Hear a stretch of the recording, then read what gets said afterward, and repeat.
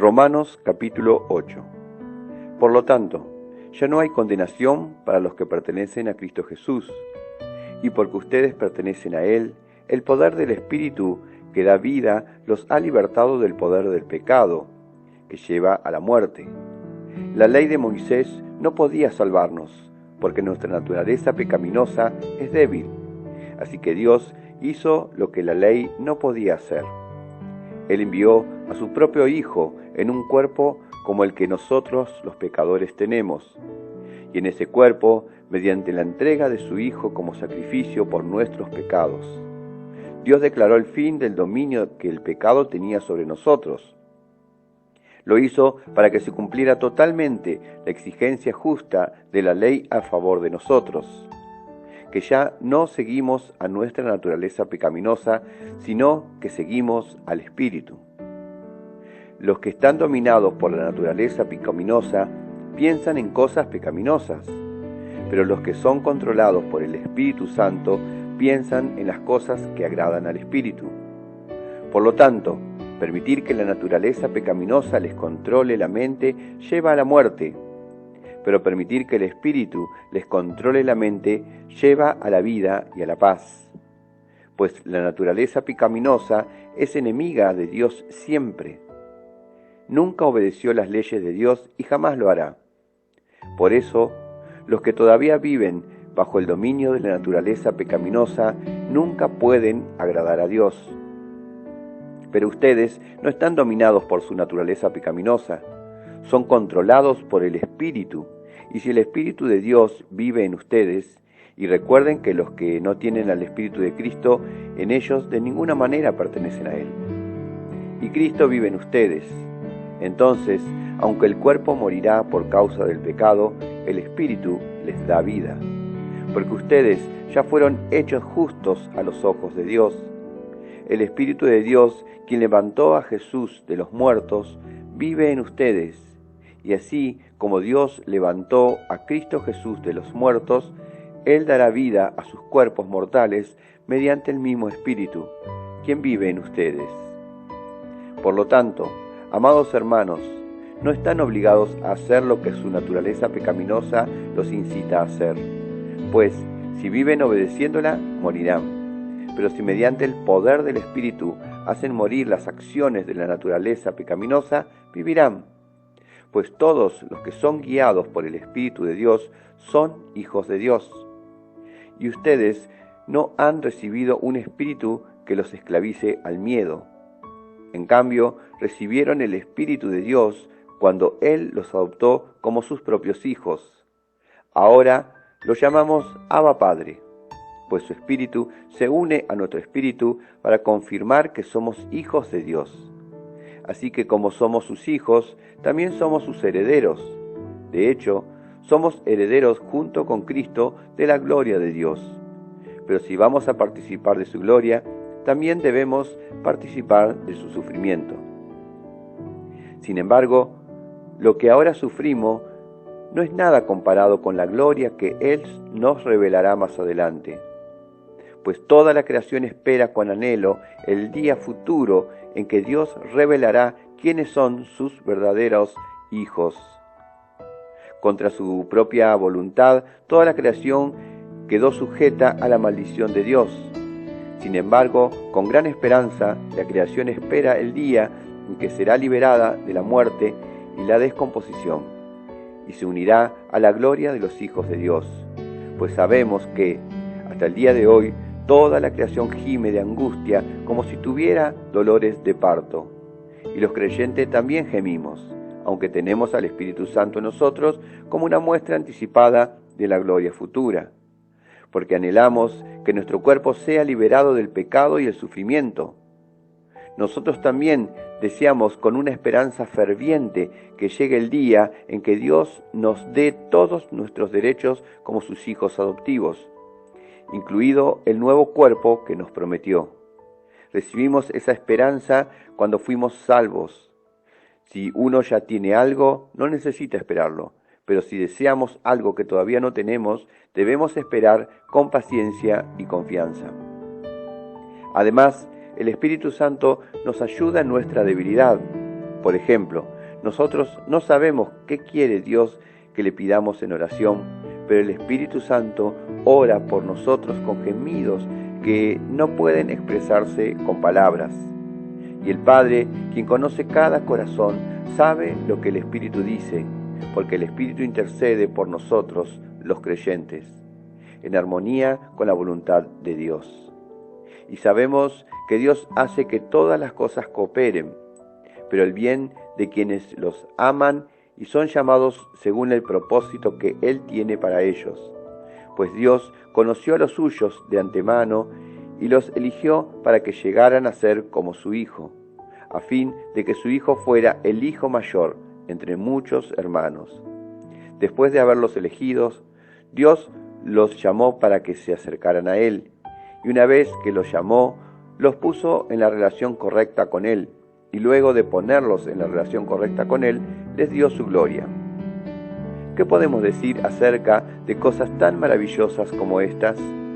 Si Dios está a favor de nosotros, ¿quién podrá ponerse en nuestra contra? Si Dios no se guardó ni a su propio Hijo, sino que lo entregó por todos nosotros, ¿no nos dará también todo lo demás? ¿Quién se atreve a acusarnos a nosotros, a quienes Dios ha elegido para sí? Nadie, porque Dios mismo nos puso en relación correcta con Él. Entonces, ¿quién nos condenará?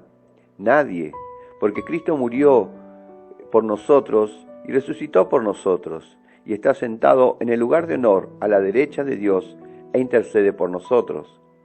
¿Acaso hay algo que pueda separarnos del amor de Cristo? ¿Será que Él ya no nos ama si tenemos problemas o aflicciones, si somos perseguidos o pasamos hambre, o estamos en la miseria o en peligro o bajo amenaza de muerte? Como dicen las Escrituras, por tu causa nos matan cada día, nos tratan como ovejas en el matadero.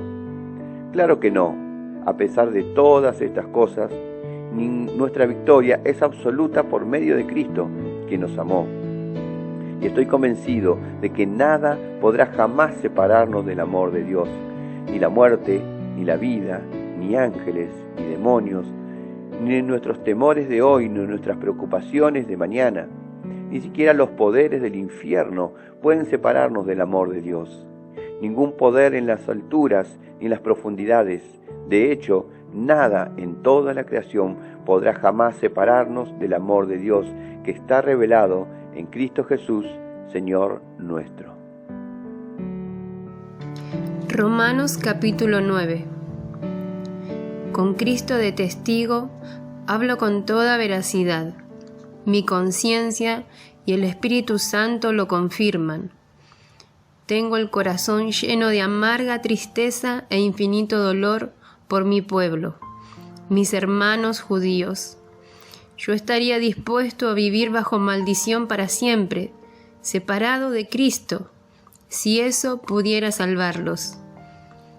Ellos son el pueblo de Israel, elegidos para ser los hijos adoptivos de Dios. Él les reveló su gloria, hizo pactos con ellos y les entregó su ley.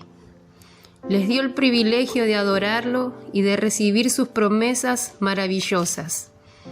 Abraham, Isaac y Jacob son los antepasados de los israelitas, y Cristo mismo era israelita en cuanto a su naturaleza humana. Y Él es Dios, el que reina sobre todas las cosas, y es digno de eterna alabanza. Amén. Ahora bien, ¿acaso Dios no cumplió su promesa a Israel? No, porque no todos los que nacen en la nación de Israel son en verdad miembros del pueblo de Dios. Ser descendientes de Abraham no los hace verdaderos hijos de Abraham, pues las Escrituras dicen: Isaac es el hijo mediante el cual procederán tus descendientes. Aunque Abraham también tuvo otros hijos. Eso significa que no todos los descendientes naturales de Abraham son necesariamente hijos de Dios. Solo los hijos de la promesa son considerados hijos de Abraham, pues Dios había prometido: Volveré dentro de 1 año, y Sara tendrá un hijo. Ese hijo fue nuestro antepasado Isaac. Cuando se casó con Rebeca, ella dio a luz mellizos. Sin embargo, antes de que nacieran, antes de que pudieran hacer algo bueno o malo, ella recibió un mensaje de Dios. Este mensaje demuestra que Dios elige a la gente según sus propósitos. Él llama a las personas, pero no según las buenas o malas acciones que hayan hecho. Se le dijo: tu hijo mayor servirá a tu hijo menor. Como dicen las Escrituras, amé a Jacob, pero rechacé a Esaú. ¿Estamos diciendo entonces que Dios fue injusto? Por supuesto que no. Pues Dios le dijo a Moisés: tendré misericordia de quien yo quiera y mostraré compasión con quien yo quiera. Por lo tanto, es Dios quien decide tener misericordia. No depende de nuestro deseo ni de nuestro esfuerzo.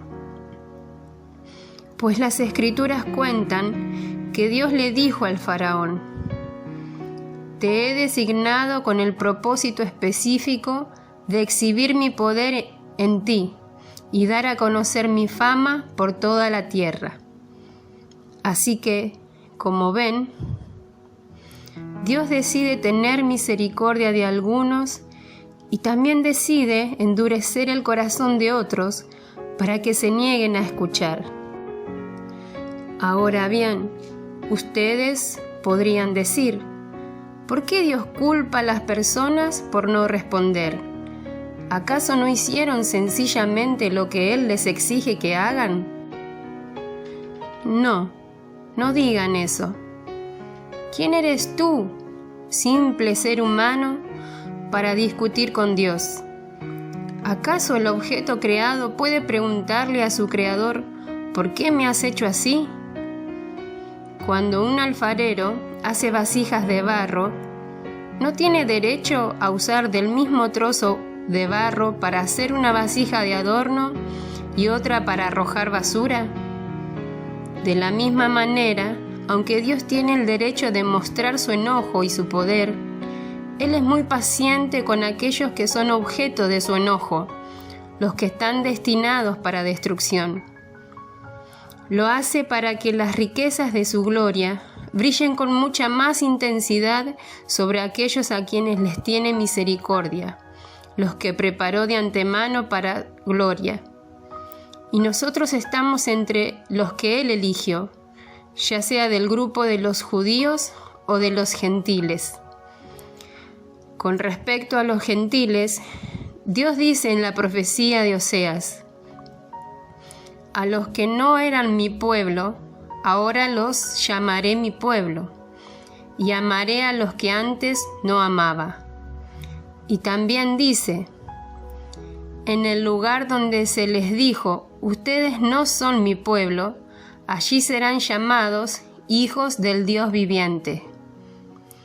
Con respecto a Israel, el profeta Isaías clamó: aunque los hijos de Israel son tan numerosos como la arena a la orilla del mar, solo un remanente se salvará, pues el Señor ejecutará su sentencia sobre la tierra sin demora y de manera terminante. Y lo mismo dijo Isaías en otro lugar: si el Señor de los ejércitos celestiales no hubiera perdonado la vida a unos cuantos de nuestros hijos, habríamos sido exterminados como Sodoma y destruidos como Gomorra. ¿Qué significa todo esto? Aunque los gentiles no trataban de seguir las normas de Dios, fueron hechos justos a los ojos de Dios, y eso sucedió por medio de la fe. Pero los hijos de Israel, que se esforzaron tanto en cumplir la ley para llegar a ser justos ante Dios, nunca lo lograron. ¿Por qué no? Porque trataban de hacerse justos ante Dios por cumplir la ley, en lugar de confiar en Él. tropezaron con la gran piedra en su camino. Dios se lo advirtió en las Escrituras cuando dijo: «Pongo en Jerusalén una piedra que hace tropezar a muchos, una roca que los hace caer, pero todo el que confíe en él jamás será avergonzado».